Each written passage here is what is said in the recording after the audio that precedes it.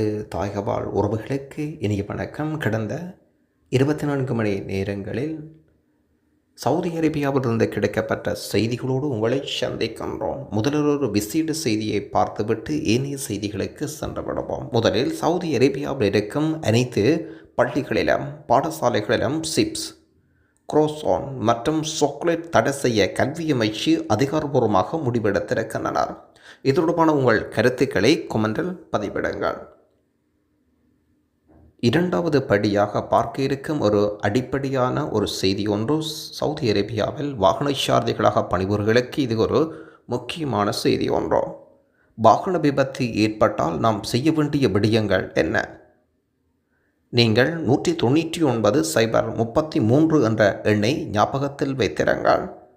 விபத்தில் சிக்கிய தரப்பினரில் ஒருவர் செல்லுபடியாகும் இன்சூரன்ஸ் பாலிசியை வைத்திருந்தால் இவர்களை நீங்கள் தொடர்பு கொள்ளலாம். 199 வாகனத்திலிருந்து இறங்குவதற்கு முன் அதிலிருந்து இறங்குவதற்கு உங்களுக்கு ஆபத்தை ஏற்படுத்தாது என்பதை உறுதிப்படுத்திக் கொள்ள வேண்டாம்.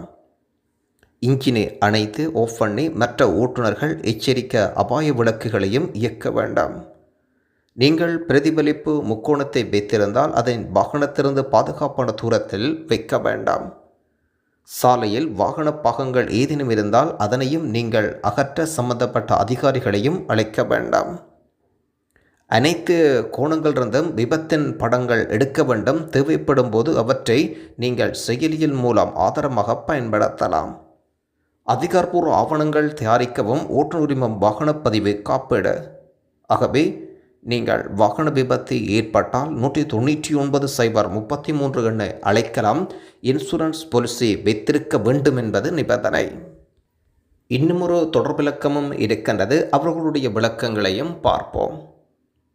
993 விபத்துக்குள்ளான தரப்பினருக்கு காயங்கள் ஏற்பட்டாலோ அல்லது காப்பீடு இல்லாமல் இருந்தாலோ போக்குவரத்து காவலை நீங்கள் அழைக்கலாம். 993 விபத்து ஏற்பட்டால் ஆம்புலன்ஸை அழைக்கலாம். வாகனத்தில் இருந்து இறங்குவதற்கு முன் அதிலிருந்து இறங்குவது உங்களுக்கு ஆபத்தை ஏற்படுத்தாது என்பதை நீங்கள் உறுதிப்படுத்திக் கொள்ள வேண்டாம். இன்ஜினை ஆஃப் செய்து மற்ற ஓட்டுநர்கள் எச்சரிக்கை அபாய விளக்குகளை இயக்க வேண்டும். முக்கோணம் வைத்திருந்தால், பிரதிபலிப்பு முக்கோணம் வைத்திருந்தால் அதை வாகனத்திலிருந்து பாதுகாப்பான தூரத்தில் வைக்க வேண்டாம். சாலையில் வாகன பாகங்கள் ஏதேனும் இருந்தால் அதனையும் அகற்ற வேண்டாம். ஆகவே பாதுகாப்பான இடத்தில் நீங்கள் இருங்கள். அதிகாரப்பூர்வ ஆவணங்களையும் நீங்கள் தயாரிக்க வேண்டும். இது வாகன விபத்து ஏற்பட்டால் நாங்கள் 99 என்ற எண்ணில் அழைக்கலாம். காப்பீடு இல்லாமல் இருந்தால் இவர்களை அழைப்பது மிகவும் உசிதம். ஆகவே இது ஒரு பயனுள்ள விசேட செய்தி ஒன்றாக இருக்கின்றது. ஆகவே வாகன சாரதிகளாக பணிபுரியர்கள் உங்கள் கருத்துக்களை கொமெண்டில் பதிவிடுங்கள். இந்த சீரீஸ் தொடர்பாக பணி இடங்களில், வேலை செய்யும் இடங்களில் பிரச்சனைகள் செய்தால் இனி தண்டனை.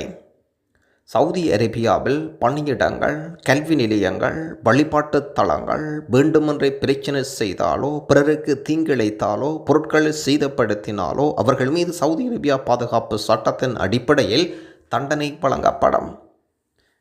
ஆகவே இதுபோன்று ஈடுபடுவர்களுக்கு 5 ஆண்டுகளுக்கு குறையாமல் சிறை தண்டனை வழங்கப்படும். இதோடு அபராத காசும் கட்ட வேண்டிய சூழல் ஏற்படும். அனைத்து விதமான தீய செயல்களில் தனிநபர்கள் பாதுகாப்பையும் பொது சொத்துக்கள் பாதுகாப்பை உறுதி செய்வதையும் பாதிக்கப்பட்டவர்களுக்கு உறுதுணையாக நிற்பதையும் கருத்தில் கொண்டோ தண்டனை கொடுப்பதை இந்த சட்டம் உறுதிப்படுத்துகின்றது. ஒரு நண்பர் ஒருவருடைய கேள்வி ஒன்று, நான் கடந்த 10 ஆண்டுகளுக்கு மேலாக சவுதி அரேபியாவில் ஹவுஸ் டிரைவராக வெளியாற்றி கொண்டிருந்தேன். என்னுடைய கேள்வி என்னவென்றால், தற்போது நான் ஊருக்கு வந்துவிட்டேன். என்னுடைய விசா காலாவதியாகிவிட்டது. ஆனால் என்னுடைய இகாமா இன்னும் வெளியில் இருக்கின்றது. என்னுடைய இகாமா இன்னும் முடிவடைவதற்கு 10 மாதங்கள் இருக்கின்றது. தற்பொழுது வேறு விசாவில் நான் சவுதி அரேபியாவுக்கு வரலாமா என்பது இவருடைய கேள்வி. கண்டிப்பாக நீங்கள் வர முடியாது. நீங்கள் புதிய விசாவில் வருவதாக இருந்தால் உங்களுடைய இகாமா முடிவடைய வேண்டாம். கண்டிப்பாக ஹவுஸ் டிரைவராக இருந்தாலும் சரி, யாராக இருந்தாலும் சரி, தாயகம் சென்றால் நீங்கள் லீவில் சென்றவர்களாக இருந்தால் உங்களுடைய லீவு முடிவடைந்து விட்டால் நீங்கள் மீண்டும் புதிய விசாவில் பெறலாம். ஆனால் நிபந்தனை ஒன்று இருக்கின்றது. உங்களுடைய இகாமாவும் முடிவடைந்திருக்க வேண்டாம் என்பது ஒரு நிபந்தனை. ஆகவே உங்களுடைய இகாமா முடிவடைந்தால் நீங்கள் எப்போது வேண்டுமானாலும் புதிய விசாவில் பெறலாம்.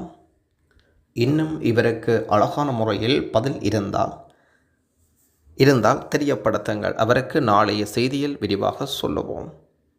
தமிழ்நாடு தவ்வி ஜமாத் மண்டலம் நடத்திய 77வது மாபெரும் இரத்த தான முகாம் கடந்த வெள்ளிக்கிழமை கிங் ஃபஹத் அரசு மருத்துவமனையில் காலை 8 மணி தொடக்கம் 10 மணி வரை இடம்பெற்றிருந்தது. சவுதி அரேபியாவின் கிழக்கு மாகாணத்தின் தமாம், பைசல்யா, ராக்கா, ஜுஃபைல், அல்கோஃபர், துக்வா, ஸ்ரீகாந்த், தல்லா மற்றும் பல பகுதிகள் இருந்த இரத்த குடையாளர்கள் சுமார் 200க்கும் மேற்பட்டவர்கள் பங்கு பெற்று பதிவு செய்தனர். கலந்து கொண்டவர்களில் மருத்துவ பரிசோதனையின் அடிப்படையில் 161 யூனிட் இரத்தம் கொடுக்கப்பட்டது. இதற்கான களப்பணிகள் செய்த தமாம் மண்டலத்தின் கிளை நிர்வாகிகளுக்கும் உறுப்பினர்களுக்கும் ஆதரவாளர்களுக்கும் இரத்த குடையார்களுக்கும் மருத்துவமனை நிர்வாகத்துக்கும் மருத்துவ குழுவினருக்கும் நிகழ்ச்சி ஏற்பாட்டர்களுக்கும் நன்றிகள் தெரிவிக்கின்றோம். ஒரு நண்பருடைய கேள்வி ஒன்றோ, அதே நேரத்தில் சவுதி அரேபியாவில் சட்டவிரோதமாக இருப்பவர்களின் பொதுவான கேள்விகளில் ஒன்றோ, சவுதி அரேபியாவில் பொது மன்னிப்பு என்பது எப்போது பெறும்? கண்டிப்பாக அதிகாரபூர்வ அறிவிப்புகள் அல்லது பொது மன்னிப்பு தொடர்பாக வழங்கப்படும் சாத்தியக்கூறுகளோ இப்போது வரை இல்லை என்றுதான் சொல்ல வேண்டாம். நீங்கள் சட்டவிரோதமாக இருந்தால் தூதரகம் ஊடாகவோ அல்லது சமூக நல அமைப்புகள் ஊடாகவோ தாயகம் செல்வதற்குரிய முயற்சிகளை மேற்கொள்ளுங்கள். வீண் அலைச்சல்களையும் தவிர்த்து விடுங்கள். வேலை இல்லை என்றால் இங்கும் இருந்து செலவுகளை அதிகப்படுத்தாமல் தாயகம் செல்வதற்குரிய 100% முயற்சியை மேற்கொள்ளுங்கள். சமூக நல அமைப்புகள் இருக்கின்றது, அதே நேரத்தில் தூதரகம் இருக்கின்றது. தூதரகமும் பல்வேறு வகையான சேவைகளை வழங்கி கொண்டு இருக்கின்றார்கள். ஆகவே அந்த வேலைகளை பாருங்கள், காலங்களை வீணடிக்காதீர்கள். ஹுரூப் நிலையில் இருப்பவர்கள் தாயகம் சென்றால் மீண்டும் சவுதி அரேபியாவுக்கு வரலாமா என்று சொல்லுங்கள் என்று கேட்கின்றார். கண்டிப்பாக மீண்டும் வரலாம்.